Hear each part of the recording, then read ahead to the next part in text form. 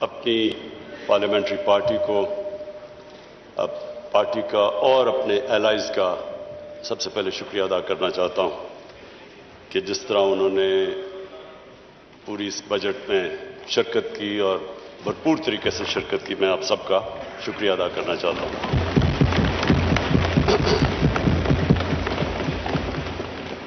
Speaker صاحب، اس کے بعد میں آج اپنی جو میں نے بجٹ کی تقریر کرنی ہے اس سے پہلے میں آج دعوت دینا چاہتا ہوں اپوزیشن کو اس چیز پہ،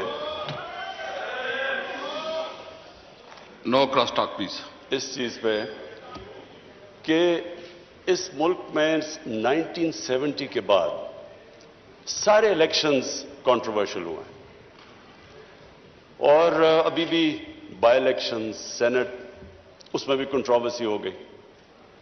تو ہم نے بڑی کوشش کی ہے یہ 2 سالوں کے اندر کہ ہم کیا ریفارمز کر سکتے ہیں کہ پاکستان میں بھی الیکشنز ایکسپٹ کرے، جو بھی ہارتا ہے وہ ایکسپٹ کرے الیکشنز کو۔ تو اس میں ہم نے پوری ریفارمز تجویز دی ہیں، 1 سال سے پڑھی ہیں، اس کے اوپر کوئی اپوزیشن کی ابھی تک ڈبیٹ نہیں ہوئی۔ تو میں ان کو ریکویسٹ کروں گا کہ یہ تو کوئی گورنمنٹ اپوزیشن کی بات نہیں ہے، یہ تو پاکستان کی ڈیموکریسی کی فیوچر ہے۔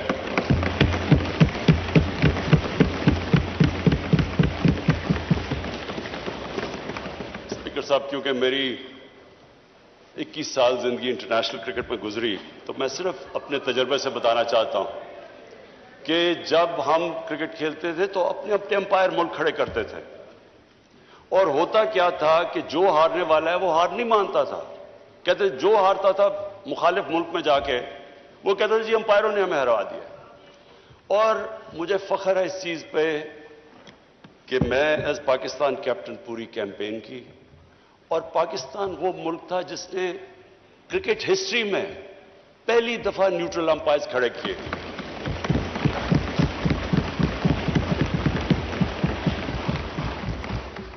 اور آج دنیا کی کرکٹ میں نیوٹرل امپائرز بھی ہیں، ٹیکنالوجی بھی ہے، اور جو ہارتا ہے وہ سب مان جاتے ہیں ہار۔ یعنی سارا جو کرکٹ کے اندر جو فیئرنس تھی وہ اس لیول پہ ہے کہ اب یہ ایشو ختم ہو گیا امپائرنگ کا۔ میں یہی ریکویسٹ کرتا ہوں کہ اب ٹائم آ گیا ہے کہ ہم بھی الیکشن لڑیں اور کسی کو یہ فکر نہ ہو کہ جی مجھے کوئی دھاندلی سے ہرا دیا جائے گا۔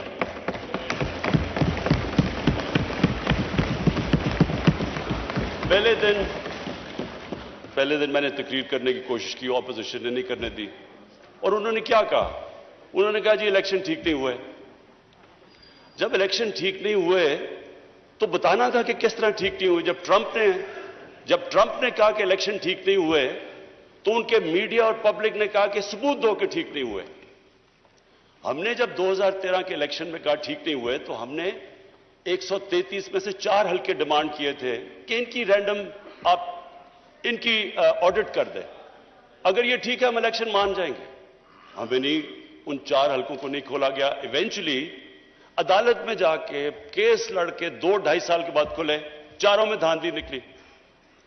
تو میرا اسپیکر صاحب آج اپوزیشن کو یہ ہے کہ ہم نے پوری کوشش کی اور ہم اس نتیجے پہ آئے کیونکہ جوڈیشل کمیشن بیٹھی تھی 2015 کے اندر، اور اس جوڈیشل کمیشن کی فائنڈنگز تھی 2013 کے الیکشن کے اوپر، جو بھی انہوں نے کہا کہ بے ضابطیاں ہیں وہ ساری ہوتی تھیں جب پولنگ ختم ہوتی تھی اور اس کے بعد جب رزلٹ اناؤنس ہوتا تھا۔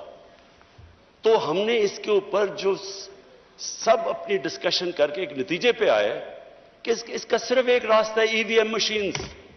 وہ کیوں ہیں؟ کیونکہ ای وی ایم مشین جیسی الیکشن ختم ہوتا ہے بٹن دبتا ہے رزلٹ آ جاتا ہے۔ تو وہ جو سارا پیریڈ ہے اس کے بعد جدھر ڈبل سٹیمپس ہوتے ہیں، جدھر وہ تھیلیاں کھلی ہوتی ہیں، وہ جو ساری چیزیں ہوتی ہیں وہ ساری چیزیں ختم ہو جاتی ہیں اگر آپ الیکشن ختم ہوتے ساتھ ہی رزلٹ آئے، اور پھر پیپر ٹریل ہو کہ جو بھی کوسچن کرنا چاہے تو اس کے پاس موقع ہو وہ جا کے کوسچن کر سکے۔ تو میں اگر ان کے پاس اپوزیشن کے پاس کوئی اور تجویز ہے تو ہم تیار ہیں سننے کے لیے۔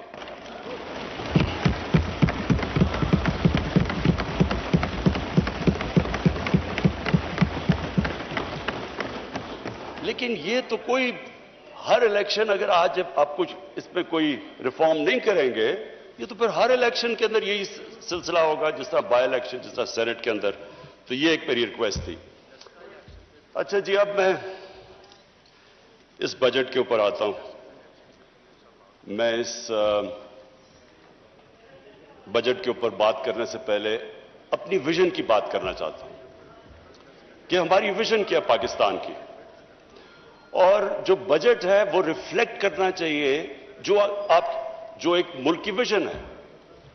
مجھے خوشی اس لیے، اور میں شوکت ترین آپ کو اور آپ کی ساری اکنامک ٹیم کو آج خراج تحسین اس لیے پیش کرتا ہوں کہ آپ نے جو میری ویژن تھی پاکستان کی اس کے مطابق آپ نے بجٹ بنایا.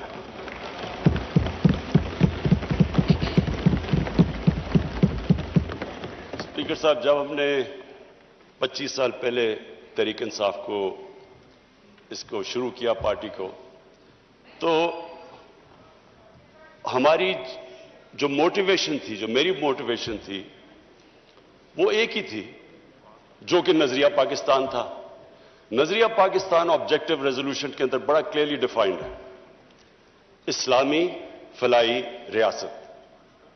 یہ جو اسلامی فلاحی ریاست ہے، یہ نظریہ جو ہمارے فاؤنڈنگ فادرز تھے انہوں نے مدینہ کی ریاست سے لیا، کیونکہ وہ دنیا کی پہلی فلاحی ریاست تھی. اب اسپیکر صاحب، ہم نے یہ کیوں، میں ذرا سارے ہاؤس کے لیے، اپنے یوتھ کے لیے، سب کے لیے کہنا چاہتا ہوں کہ یہ کیوں ضروری ہے کہ ہم پاکستان اسی فاؤنڈنگ فادرز کی ویژن کے اوپر واپس جائیں. وہ اس لیے ضروری ہے اسپیکر صاحب کہ اگر اس ہمارے ملک کی ویژن سے ہم پیچھے ہٹ جاتے ہیں تو پاکستان کا مقصد ختم ہو جاتا ہے. پاکستان جب بنا تھا تو ہمیں یہ پتا ہونا چاہیے کہ بہت زیادہ مسلمان ہندوستان میں رہ گئے تھے، لیکن انہوں نے بھی پاکستان کی حمایت کیوں کی تھی؟ کیونکہ جو ہمارے فاؤنڈنگ فادرز تھے، علامہ اقبال اور قائد اعظم، انہوں نے جو ایک ویژن دی تھی پاکستان کی، اس کی وجہ سے سارے ہندوستان کے مسلمان بھی متفق تھے کہ یہ ملک بننا چاہیے. اور وہ ویژن علامہ اقبال نے، اور جو مسلمان دنیا کے سب سے بڑا پچھلے 300-400 سال میں سب سے بڑے ذہن تھے، انہوں نے اس ویژن کے اندر جب کہا تھا کہ مسلمان جب بھی اٹھتا ہے، مسلمان کا سویلائزیشن مدینہ کی ریاست کے بعد جب بھی اٹھا ہے، وہ واپس گیا ان پرنسپلز کے اوپر جو ہمارے نبی صلی اللہ علیہ وسلم نے مدینہ کی ریاست میں اسٹیبلش کیے تھے. تو وہ پرنسپلز تھے جس کی وجہ سے ایک قوم اٹھی. تو میں اسپیکر صاحب آج بریفلی وہ بتانا چاہتا ہوں کہ وہ کیا چیز تھی کہ ایک اتنا عظیم سویلائزیشن کھڑا ہو گیا، اور کبھی اتنی تیزی سے ایک سویلائزیشن نہیں کھڑا ہوا. جب مدینہ پہنچے رسول اللہ تو انہوں نے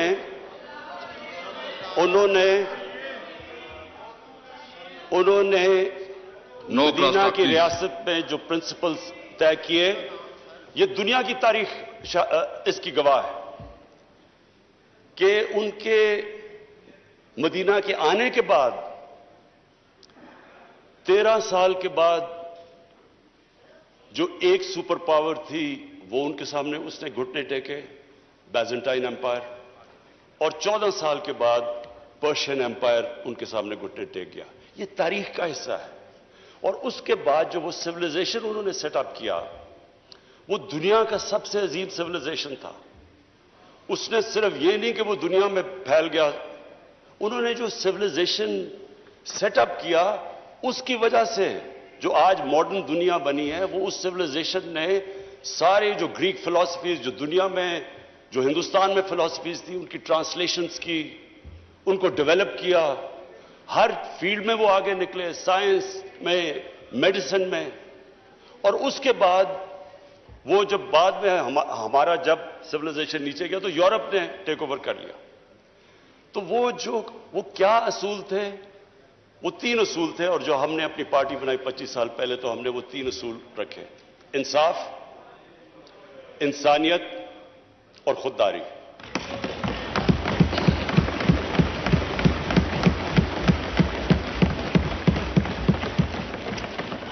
اور یہ 3 ہماری ویژن سٹیٹمنٹ میں ہیں کہ ہم یہ سمجھتے ہیں کہ جو ہمارا بجٹ ہے وہ ریفلیکٹ کرنا چاہیے یہ 3 پرنسپلز۔ اس سے پہلے میں آج اپنی اکنامک ٹیم کو خراج تحسین پیش کرتا ہوں۔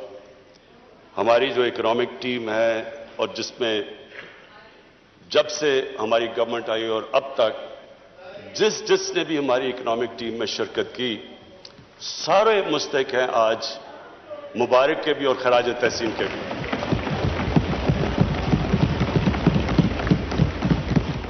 اس ہال میں ہمارے اسپیکرز نے سب نے بتایا کہ کس طرح کا پاکستان ہمیں ملا۔ جب ہماری گورنمنٹ آئی تو جو سب سے بڑے ہمیں پرابلم تھا، وہ جو ٹرم استعمال کرتے ہیں کرنٹ اکاؤنٹ ڈیفیسٹ۔ جو کرنٹ اکاؤنٹ ہے، وہ میں عام لوگوں کے لیے سمجھانے کے لیے کہ کرنٹ اکاؤنٹ کا مطلب یہ ہے کہ ملک میں ڈالرز کتنے آ رہے ہیں اور ملک سے باہر کتنے ڈالرز جا رہے ہیں۔ اس کا پاکستان کی تاریخ کا سب سے بڑا ڈیفیسٹ تھا۔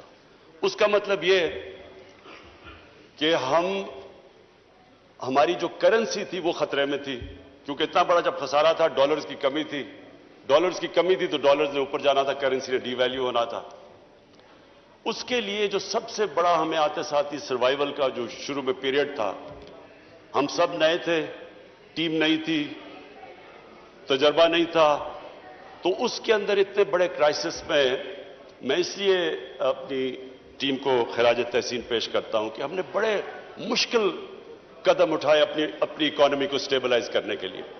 تکلیف دہ تھے، اور اسپیکر صاحب وہ تکلیف دہ ایسے تھے کہ آپ ایک ملک اگر گھر کی مثال لے لیں، میں سب کے لیے ایک آسانی پیدا کرنا چاہتا ہوں کہ ہمارے سارے جو بھی آج دیکھ رہے ہیں سب کو سمجھ آ جائے کہ وہ کیا مشکل تھی پاکستان کو۔ ایک گھر مقروض ہو جاتا ہے، آمدنی اور خرچے میں بڑا خسارہ ہو جاتا ہے، کرایہ دار آ رہا ہے، لوگ آ رہے ہیں پیسے مانگنے کے لیے، قرضے لیے ہوئے ہیں، تو وہ گھر کیا کرتا ہے؟ وہ صرف دو چیزیں کر سکتا ہے: اپنے خرچے کم کرتا ہے اور اپنی آمدنی بڑھانے کی کوشش کرتا ہے۔ تو جب وہ اپنے خرچے کم کرتا ہے، تکلیف ہوتی ہے گھر کو۔ خرچے جب کم کرتا ہے، اگر آپ کے بچہ ایک اچھے سکول میں جا رہا ہے، اس کو آپ کو نکال کے دوسرے اس سکول میں گورنمنٹ سکول میں ڈالنا پڑتا ہے۔ اگر آپ کا گاڑی ہے تو موٹر سائیکل ہو، اگر موٹر سائیکل ہے تو سائیکل لینا پڑتا ہے۔ وہ جو بھی گھر اس سچویشن میں ہوتا ہے، اس کو اس مشکل وقت سے گزرنا پڑتا ہے جب تک اس کی آمدنی اوپر نہیں آتی۔ تو ہمارے لیے وہ مشکل فیصلے کرنے تھے، لوگوں کو تکلیف ہوئی، عوام بڑی مشکل سے گزری، اور کئی ابھی بھی گزر رہے ہیں۔ لیکن اس کے علاوہ جب ایک ملک مقروض ہو جائے اور جب ایک ملک اس مشکل میں پڑ جائے، اس کے علاوہ دوسرا اور کوئی راستہ نہیں ہے اس کا۔ کوئی بھی ملک لے لیں، جب ترکی میں پرائم منسٹر تب اردوغان آئے تو ان کو بھی جب ترکی کو وہ بھی قرضے میں ڈوبے ہوئے تھے، ان کو بھی IMF کے پاس جانا پڑا، لیکن وہ بھی 2-3 سال مشکل وقت سے گزرے۔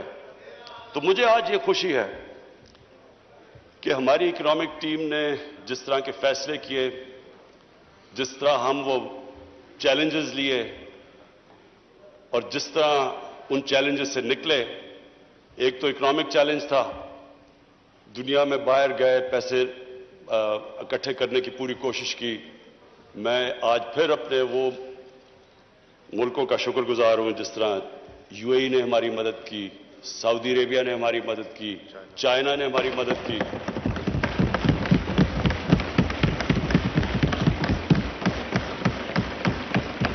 اور انہوں نے ہمیں ڈیفالٹ سے بچا دیا۔ ڈیفالٹ کا بھی میں مطلب عام لوگوں کی یہ سمجھا دوں کہ ڈیفالٹ کا مطلب یہ ہوتا ہے کہ جب آپ اپنے لائبلٹیز، آپ کے پاس پیسہ نہیں ہوتا لائبلٹیز دینے کا۔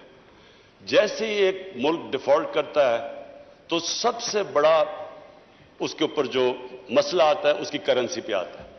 تو جیسے جیسے آپ کی کرنسی گرتی ہے ملک میں مہنگائی بڑھ جاتی ہے، غربت بڑھ جاتی ہے، ساری انویسٹمنٹ رک جاتی ہے.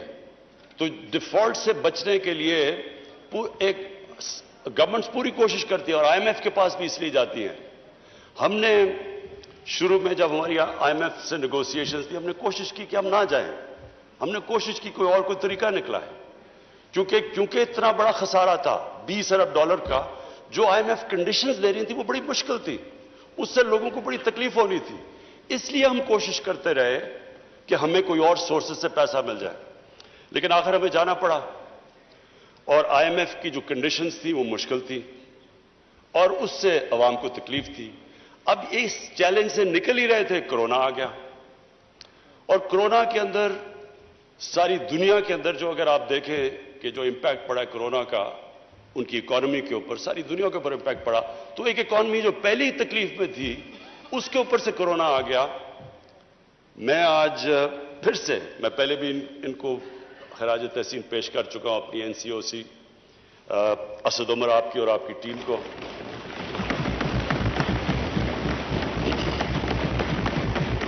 ڈاکٹر فیصل کو، اور اس میں پھر جتنی بھی کوآرڈینیشن تھی پاکستان آرمی، انہوں نے ہماری پوری مدد کی. ہم نے انٹیلیجنس پوری ان سے لی.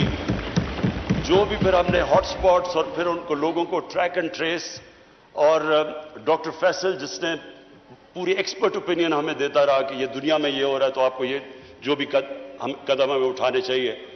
تو اس سے میں آج ہم سارے پاکستانی ہم وہ خوش قسمت قوم ہے. اگر آپ ارد گرد دیکھیں، ایران میں دیکھیں، بدقسمتی سے ابھی افغانستان دیکھیں، ہندوستان دیکھیں، آج انڈونیشیا میں جو ہو رہا ہے، تو ساری، اور بنگلہ دیش میں جو صورتحال ہے، لاک ڈاؤنز لگا دی ہیں، اس کے مقابلے میں اللہ کا میں خاص طور پہ، کیونکہ اللہ نے، ہم انسان تو ایک سٹیج تک جا سکتا ہے، اس کے بعد تو اوپر والے کے اوپر چھوڑ دیتا ہے، اور اس نے ہمیں بچا لیا.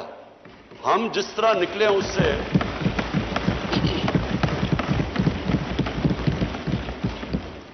اور میں صرف ایک چیز کہوں گا کہ میرے خیال میں، یہ میرا ایمان ہے اللہ پہ کیونکہ وہ غریب کی آواز سنتا ہے، ہم اس لیے بھی بچے کہ ہم نے بڑی جلدی یہ فیصلہ کیا کہ ہم پورا لاک ڈاؤن نہیں لگانے لگے. کیونکہ اس میں اسپیکر صاحب ساری دنیا کا تجربہ ہے، فیکٹ سامنے آ گئے ہیں. لاک ڈاؤن سے جو غریب ہے، جو نچلا طبقہ ہے، وہ پس جاتا ہے. ساری دنیا کے اندر، امریکہ کے اندر فوڈ لائن، دنیا کا امیر ترین ملک، کھانے کے لیے لائنیں لوگوں کی لگی ہوئی تھی، کھانے نہیں تھے لوگوں کے پاس. ہر جگہ دنیا میں غربت بڑھی ہے جدھر لاک ڈاؤن لگا ہے. بڑا پریشر تھا ہمارے پہ، بڑی اپوزیشن کی ڈیمانڈ تھی کہ جی لاک ڈاؤن لگایا جائے. 2 مہینے بڑا برا بھلا بھی کہا گیا کہ جی ان کو سمجھ نہیں ہے، لاک ڈاؤن نہیں لگا رہے. لیکن میرا یہ مان ہے کہ جو ہم نے جو فیصلہ کیا، اللہ اکبر، اللہ اکبر، اللہ اکبر، اللہ اکبر. اشہد ان لا الہ الا اللہ، اشہد ان لا الہ الا اللہ، اشہد ان محمد رسول اللہ، اشہد ان محمد رسول اللہ.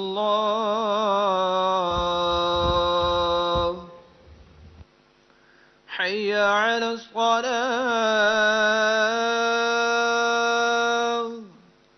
حی علی الصلاة،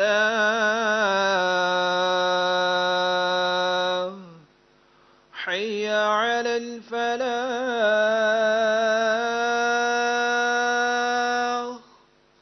حی علی الفلاح.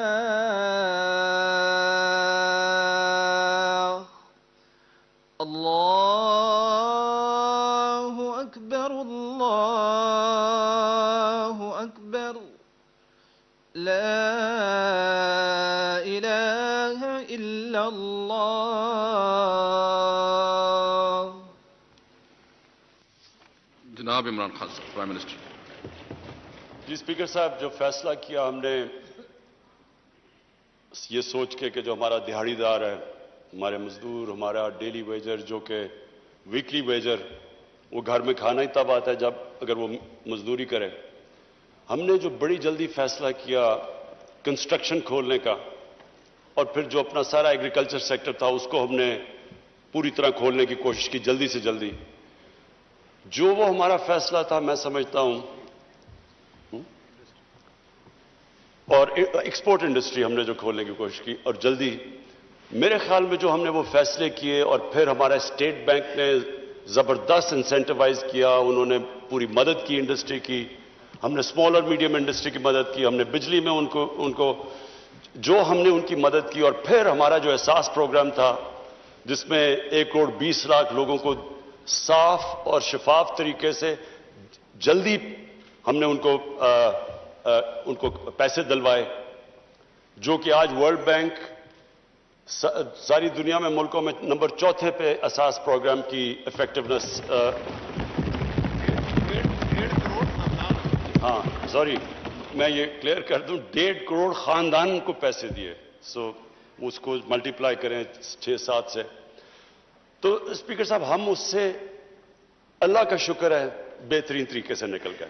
اکانومی بھی ہم نے اپنے بچا لی، اور کیونکہ ہم نے بڑے فوکس طریقے سے اسمارٹ لاک ڈاؤنز یعنی ریسٹرکٹ کر کے ہاٹ سپاٹس کی طرف گئے، لوگوں کو بھی ہم نے بچا لیا.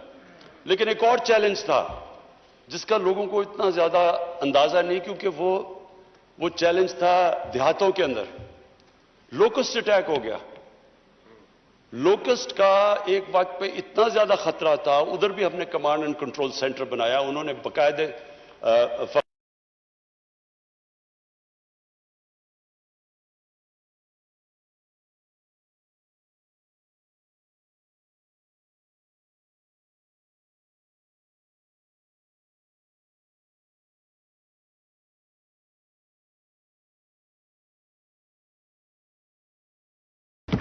تو اسپیکر صاحب، ہم اللہ کا شکر ہے یہ جو 4% گروتھ ریٹ ہماری تقریباً 4% گروتھ ریٹ آئی، اس کی وجہ یہ تھی کہ ہم نے ایگریکلچر کو پروٹیکٹ کیا. ایگریکلچر کے اندر ریکارڈ اس باری فصلیں آئیں، گندم کی، چاول کی، مکئی کی ریکارڈ فصلیں آئیں، اور جو گنا تھا اس کی بھی سیکنڈ ہائیسٹ اس کی بھی پیداوار ہوئی اس باری. اور اس کی وجہ سے ایک ساری اکانومی اٹھی. اور پھر جو ہم نے ایک بہت بڑا فیصلہ کیا، ہم نے یہ فیصلہ کیا کہ جو ہمارا جو کسان ہے جو یہ شوگر ملز میں اپنے گنے لے کے جاتا ہے، کہ ان کو ٹائم پہ پیسہ ملے. یہ نہ ہو کہ 1 سال کے بعد پیسہ ملے اور پورا پیسہ ملے، جو سپورٹ پرائس ہے وہ پیسہ ملے. کیونکہ گورنمنٹ نے یہ انفورس کیا، پیسہ پہلی دفعہ شفٹ ہوا کسانوں کے پاس. کسانوں کے پاس پیسہ ہے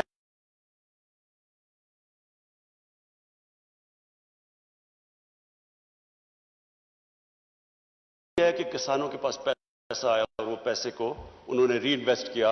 اور یہ اس سے ظاہر ہوتا ہے کہ اگر ہم اپنے ایگریکلچر کے اوپر، اور جو میں ابھی آگے آپ کو بتاؤں گا، کہ یہ ایک بہت بڑی جلدی ریزلٹس آ سکتے ہیں، جو بدقسمتی سے ہم نے اپنے ایگریکلچر پہ سالوں سے توجہ نہیں دی. یہ ایک سیکٹر ہے کہ اگر ہم اپنے کسان کا دھیان رکھ لیں تو یہ آپ کے سامنے ہے. ابھی بھی یہ جو ریکارڈ پیداوار آپ کے سامنے ہے. پھر ہماری ایکسپورٹ انڈسٹری، اس کو انسینٹیوائز کیا، اور مجھے بڑی خوشی ہے کہ یہ اس 1 سال کے اندر 17% ہماری ایکسپورٹس بڑھی.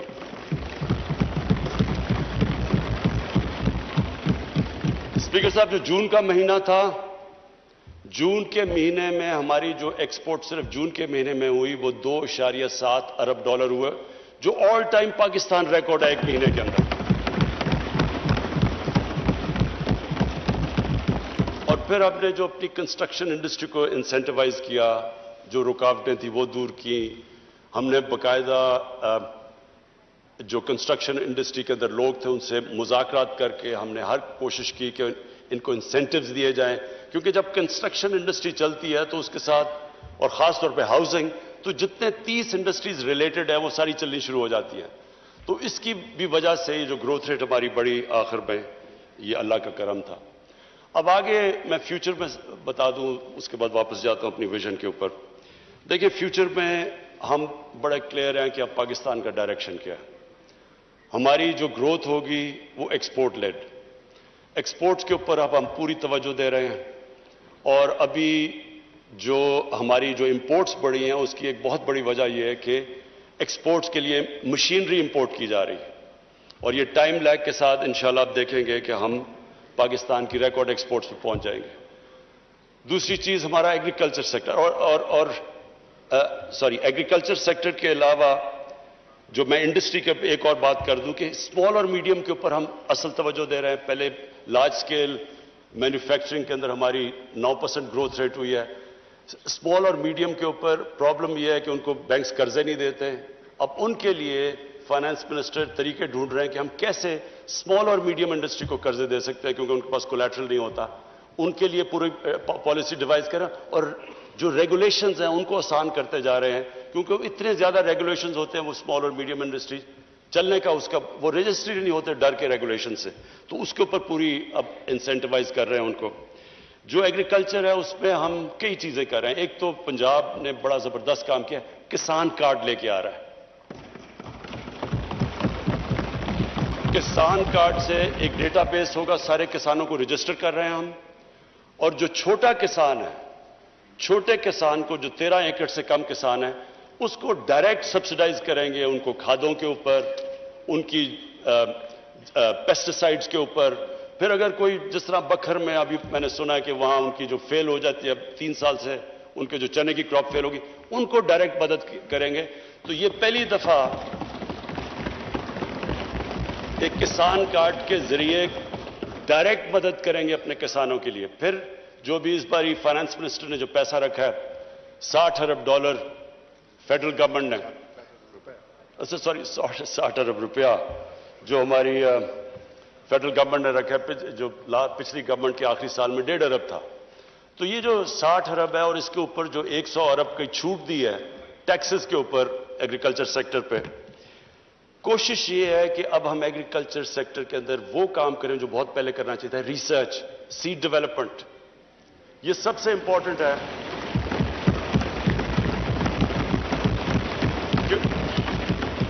کیونکہ ہماری پروڈکٹیوٹی اگر آپ دوسری دنیا کے ملکوں سے دیکھیں تو پاکستان تقریباً سب سے کم پروڈکٹیوٹی ہے ہماری.